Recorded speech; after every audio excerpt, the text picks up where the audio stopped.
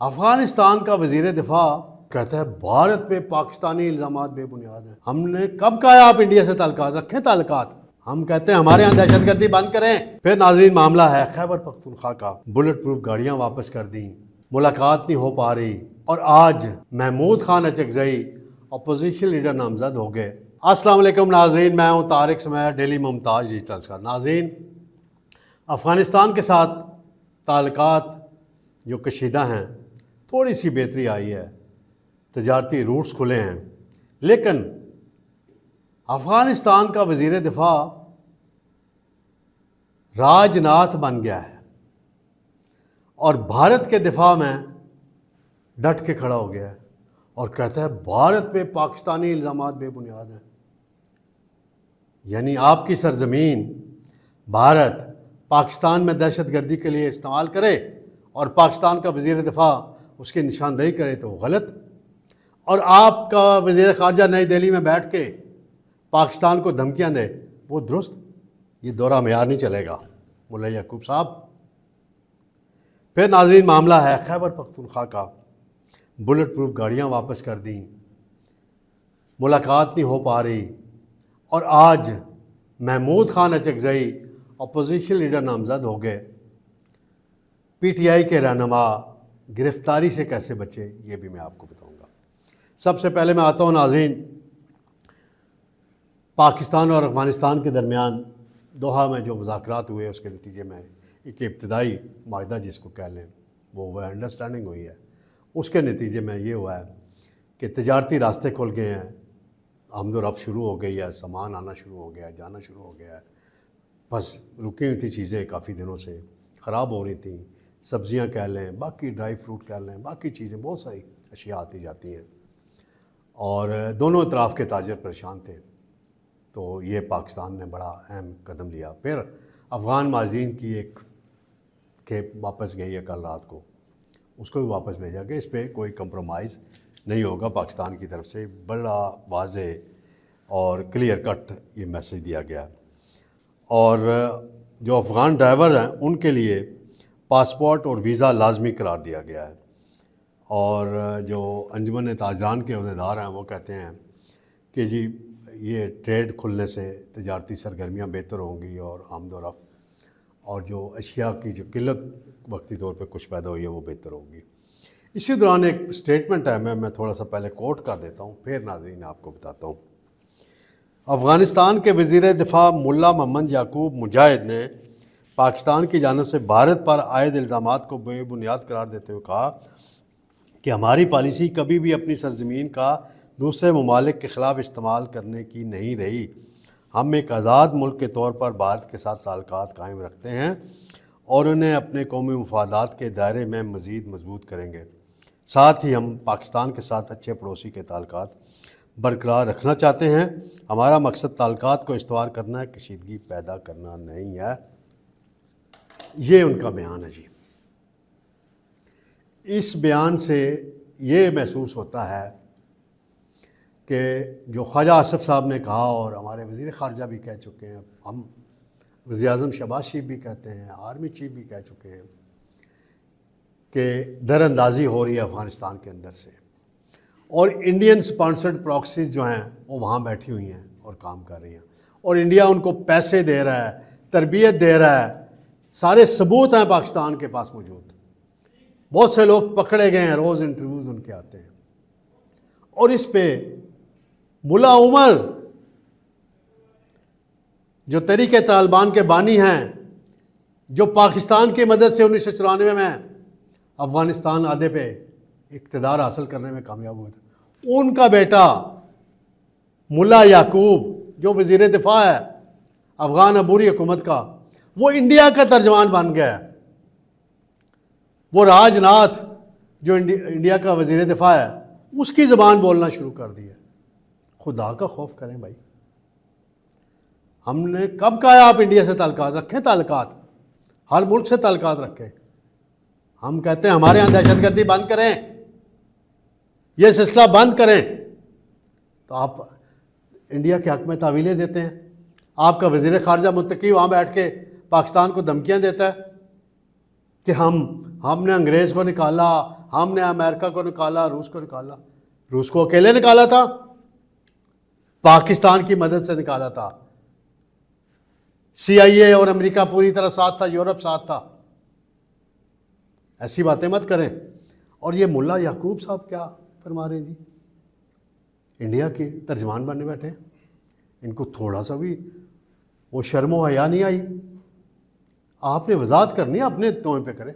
आप कहें जी हमारे ऊपर इल्ज़ाम जो लग रहे हैं वो गलत है, चलिए आप हम मान लें। आप कहें इंडिया पे जो इल्ज़ाम लग रहे हैं वो उसको भी आप गलत करें। यानी इंडिया से बढ़ के, इंडिया के शाह से ज़्यादा शाह के वफादार आप बन रहे हैं। आपको वो भूल गया है सारा पाकिस्तानियों के एहसानात, जो पाकिस्तानी कौम ने कुर्बानियाँ दी, हर हुकूमत ने कुर्बानियाँ दी। और आपके वालिद साहब तो यहाँ दारुल उलूम हक़ानिया के तालीम याफ्ता हैं, मौलाना समीउल हक मरहूम। आप उनकी इंडिया की लाइन पे चल पड़े। ख्वाजा आसिफ साहब अगर कहते हैं तो दुरुस्त कहते हैं कि दोबारा दरअंदाजी हुई तो सिलसिला रुकेगा बातचीत का, मायदा आगे नहीं चलेगा। और इंडिया के शवाहिद इन्वॉल्वमेंट के हर चीज़ के मौजूद हैं पाकिस्तान के पास। पाकिस्तान दोस्त ममालिक को भी दिखा चुका है, इंडिया को भी हम मीडिया के थ्रू दिखा चुके हुए हैं। आपको इंडिया प्यारा हो गया, वो इंतहा पसंद हिंदू जमात बीजेपी आपको प्यारी हो गई, वो राम राम। आप एक तरफ कलमा गो की बात करते हैं, इस्लाम की बात करते हैं, दूसरी तरफ आप उनके स्पोक्समैन बन रहे हैं। ज़रा अपने अल्फाज पे गौर करें, अपनी अदाओं पे गौर करें। और अब देखते हैं 25 अक्टूबर को क्या होता है इस्तांबुल में। अगर आपने पेशरफ्त की और दहशतगर्दों के ख़ात्मे के वादे पे अमल किया, वेल एंड गुड। ना किया, पाकिस्तान की फोर्सेस तैयार हैं और पहले कार्रवाई की है। अगर कोई दरअंदाजी करेगा तो भुगतेगा। फिर नाज़रीन मामला है खैबर पख्तूनख्वा का। वज़ीर दाखिला मोहसिन नकवी ने 2-3 दिन कबल एक तकरीब मुनक्कद करके IGKP को बुलेट प्रूफ गाड़ियाँ हवाले की थी। उस पर जो चीफ मिनिस्टर हैं सुहेल अफरीदी, वो बड़े जज्बाती हुए। उन्होंने कहा जी हम ये गाड़ियाँ नहीं देते, बड़ी पुरानी गाड़ियाँ हमें दे दी हैं। अब पुरानी हैं नहीं है इस बहस में पढ़ें, बुलेट प्रूफ तो है ना भाई, तो आप अपने वसाइल से ख़रीद के दे दें। फिर अगर वफाक आपको कोई चीज़ देता है दहशतगर्दी के ख़ात्मे के लिए, पुलिस अफसरान की प्रोटेक्शन के लिए और जदीद आलात देता है, तो आप उसको वापस करते हैं। ये तर्ज अमल मुझे अच्छा नहीं लगा। बाकी आप सियासत आप करें। खान साहब से आपकी मुलाकात होनी चाहिए, मैं तो कल भी कहा है। उस पर अब देखते हैं क्या होता है। अदालत में सारा मामला चल रहा है। तलाल चौधरी ने भी कहा है कि बुलेट प्रूफ गाड़ियाँ वापस करने का फ़ैसला आइमकाना है और इससे साबित होता है कि आप दहशतगर्दों के साथी हैं। तलाल चौधरी कह रहा है, तो ज़रा अपनी अदाओं पे आप भी गौर करें। आज अपोजिशन लीडर कौमी असम्बली के लिए मुश्ताक साहब हैं, जो एक्टिंग सेक्रेटरी हैं नेशनल असम्बली के, उनके पास एक दरख्वास्त जमा कराई गई है। तहरीक इंसाफ के असद कैसर और बाकी लीडर्स गए थे और वहाँ जमा करा दी। अब स्पीकर साहब जनेवा में हैं, वो वापस आएंगे तो इस पर गौर करेंगे। अब महमूद खान अजगज़ई खुद नहीं आए और अब देखते हैं रूल्स के मुताबिक स्पीकर साहब इस पर क्या फ़ैसला करते हैं। लेकिन एक बड़ी दिलचस्प बात है, पार्लियामेंट हाउस गेट नंबर 1 यानी मेन गेट के बाहर मेन सड़क पे तमाम मीडिया को बुलाया गया था। मीडिया की DSNGs गाड़ियाँ बुलाई गई थी कि तहरीक इंसाफ के रहनुमा ये एप्लीकेशन जमा कराने के बाद स्पीकर ऑफिस में प्रेस टॉक करेंगे। वहाँ कुछ चंद पुलिस वाले आ गए, हस्बे मामूल भी होते हैं, थोड़े ज़्यादा आ गए। तो एक अफवाह फैल गई कि अगर इन्होंने बाहर प्रेस टॉक की, PTI के तमाम रहनुमा असद कैसर हो गए, बाकी हो गए जितने भी थे, इनको गिरफ़्तार कर लेगी पुलिस। उनके अमले ने जाके बता दिया। तो उस पर यह हुआ कि इन्होंने रिक्वेस्ट की कि हमने अंदर मीडिया को अलाउ किया जाए। गेट नंबर 1 है अंदर जो मीडिया काउंटर बना हुआ है, वहाँ पे मीडिया की गुफ्तगू के लिए एक जगह बनाई गई है मखसूस वहाँ पे। तो फिर वहाँ गुफ्तगू की उन्होंने जो की वो एक अलग बात है। लेकिन इतना खौफ क्यों है भाई? क्या कर लेती पुलिस अगर आपको पकड़ती इस जुर्म में, तो प्रेस स्टार्ट करने पे तो नहीं पकड़ सकती आपको। क्यों आप इतना खौफजदा होते हैं? डट के ज़रा असद कैसर साहब, कोई मसला नहीं है, आपको बाहर आके प्रेस स्टार्ट करनी चाहिए थी और वो आपकी लाइव कट होती, बराह रास्त देखी जाती, क्योंकि DSNG करी थी। आप तो फिर साजिश के शिकार हुए ना, आपकी लाइव कवरेज नहीं हुई और अंदर से फिर वो जारी बात है, वो कैमरे थे और मोबाइल, वो नेट नहीं था, वर्किंग नहीं हो रही थी, सही केबलिंग नहीं थी, तो और बाहर से उनकी गाड़ियाँ खड़ी थी, वो लाइव सिस्टम में चली जाती, तो आप डर के वहाँ अंदर जाके प्रेस की, आपने असम्बली के ऑफिशियल से रिक्वेस्ट की, फिर उन्होंने अपना अलाउ किया। और एक और ख़बर देता चलूँ, उमर अयूब को जब डिस्क्वालीफाई किया गया था एज अपोजिशन लीडर या MNA वो हुए, सज़ा हुई, तो इलेक्शन कमीशन ने डी नोटिफाई किया, तो अमला जो था वो वापस बुला लिया गया था असम्बली सेक्रेटरीट का अपोजिशन लीडर, और कमरा भी बंद कर दिया था। तो आज वो अमला भी जो है वो वापस कर दिया गया है, और वहाँ जब तक अब नोटिफिकेशन होना है, और मोस्ट प्रॉब्ली यही होता है।